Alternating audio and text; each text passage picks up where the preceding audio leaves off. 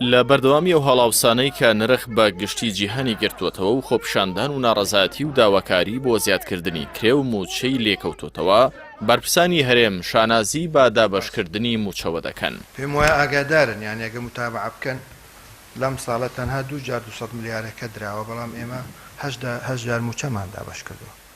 باپی ئامارێکی ڕێکخراوی کاری نێودەوڵەتی تێکڕای گشتی هەڵاوسانی ساڵانەی نرخ لە سەرئاستی جیهان لە نێوان ئاداری 2021 بۆ ئاداری 2022 بۆ 2 هێندە بەرز بۆتەوە. ئامارەکە نیشانی دەدات کە لە ئاداری ئەم ساڵدا هەڵاوسان گەیشتووەتە لە سەدا 9.2 لە کاتێکدا هەمان مانگی ساڵی ڕابردوو ڕێژەکە لە سەدا 3.7 بووە. هەڵاوسانی نرخ بە مانەی بەرزبوونەوەی نرخی کاڵا و خزمەتگوزاریە بنەڕەتیەکانی وەکو خۆراک، وزە، گواستنەوە و پۆشاک دێت. ئەمیش دوجار دەبێتە هۆی زیادبوونی خەرجی ژیان.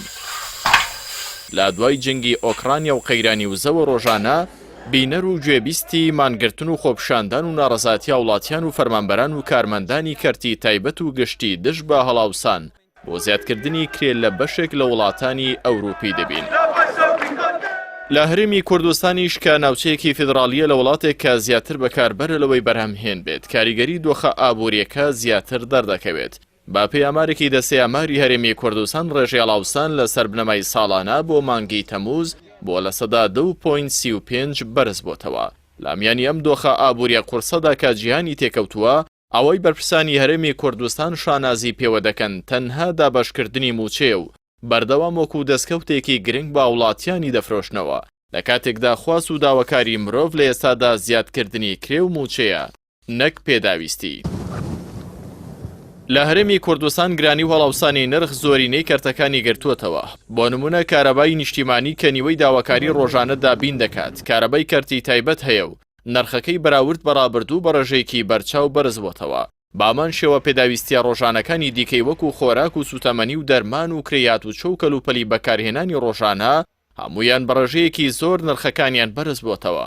تەنانەت بەرزی نرخی هەندێکیان بۆ نمونە بنزین و نەوتی سپی گەیشتووەتە لە سەدا 100 و زیاتریش. ئەمە جگە لە گوژمەیەکی سەخت لە باج و ڕسومات و کرێ خزمەتگوزاری و چەندین جۆری دیکەی پارەکێشانەوە کە حکوومەتی هەرێم بابیان و جۆرا و جۆر خستوونیەتە سەرشانی هاوڵاتیان و بە ئاسانی لە ژیان و مامەڵەی ڕۆژانەدا ڕوبەڕووی هاوڵاتیان دەبێتەوە و بوونەتە بارگرانی لەسەر ژیانی هاوڵاتیان. لە نێوەندی ئەم هەموو هەڵاوسان و بارگرانی کە حکوومەت خۆی بەشێکیانی دروست کردووە، هاوڵاتی تەنها موچەی مانگانەی بۆ ماوەتەوە کە بە کۆمەڵێک منەتەوە وەکو دەستکەوت پێی دەفرۆشرێتەوە. ئێمە لەم حکوومەتە لەم ساڵە قەرزمان گەڕاندۆتەوە و سەرەڕای ئەوەش موچەشمان دابەش کردووە.